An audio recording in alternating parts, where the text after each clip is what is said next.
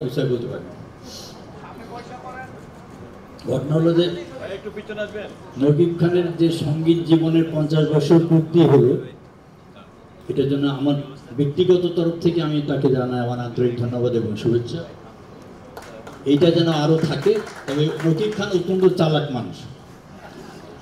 যেরকম আমি অনেস্টলি বলি, আমাদের দেশে যারা গানের শিল্পী কিংবা যন্ত্রশিল্পী যারা আছে, মানে নাটক বাদ দিলাম, সিনেমা বাদ দিলাম, কারণ আমাদের দেশে এখন সিনেমা হচ্ছে বলে আমার মনে হয় না, হয় যেটা হয় সেটা অন্যভাবে হয়।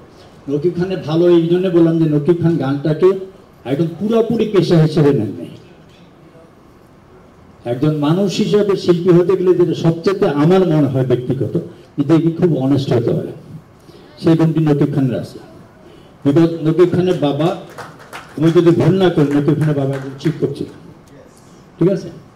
শিক্ষকের ছিল শান্ত ভালো হয়, আমিও একজন শিক্ষকের ছিল।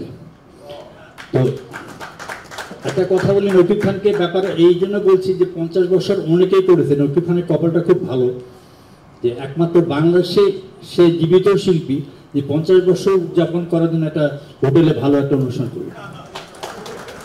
এইটা কিন্তু বাংলাদেশের ইতিহাসে রুমালাও করতে পারেনি, সাবিনাও করতে পারেনি, সৈয়দ আব্দুল হাদী সাহেবের নাম বলা হলো, উনিও করতে পারবেন না, গোপনে হয়েছে।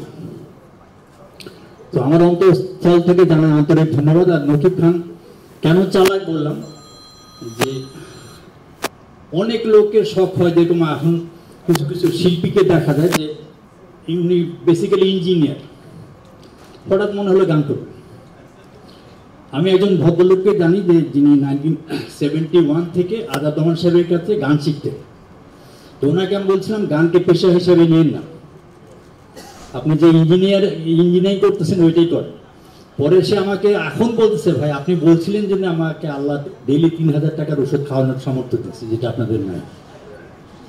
আমাদের বাংলাদেশের শিল্পীদের প্রত্যেকের অবস্থা খুবই খারাপ। হাতে গোনা কয়েকজন শিল্পী কিংবা যারা ওতপ্রোতভাবে মানে এই সংস্কৃতির সঙ্গে জড়িত, তারা মোটামুটি সচ্ছল আছেন, বাদ বাকি সব শিল্পীরা খুবই খারাপ। যন্ত্রশিল্পীদের অবস্থা আরও খারাপ।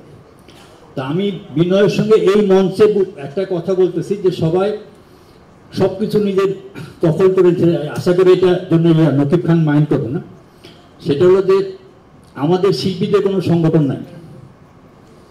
একটা বাস ভাড়া যখন বাড়ানো হয়, তখন বাড়ায় দেওয়ার পরে যখন পাবলিক যখন বলে বাসের ভাড়া বাড়ানো হলো, সরকার চেষ্টা করে কমানোর, সরকার পারে না, ব্যর্থ হয়। Because they have got association. আমাদের কোনো সংগঠন নাই, হবেও না। তো যে কোনোভাবে হোক, আমাদের বিনয়ের সঙ্গে আমি সরকার, এই সরকারই থাকুক, আমাদের শিল্পীদের যে রয়্যালটি সিস্টেমটা যদি করে দিত তাহলে বোধহয় ভালো হতো।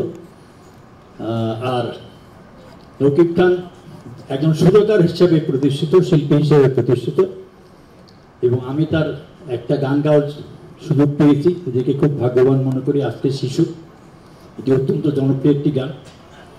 আর এই শিল্পী সুরকার নকিব খানকে দুইভাবেই আমি দেখি। এত ভদ্রলোক আমি দেখিনি আমাদের এই ইন্ডাস্ট্রিতে। তার জন্য অনেক দোয়া করি, আল্লাহ তাকে সুস্থ রাখুক, ভালো রাখুক, তার ফ্যামিলি যেন সুস্থ থাকে। অনেক অনেক ধন্যবাদ।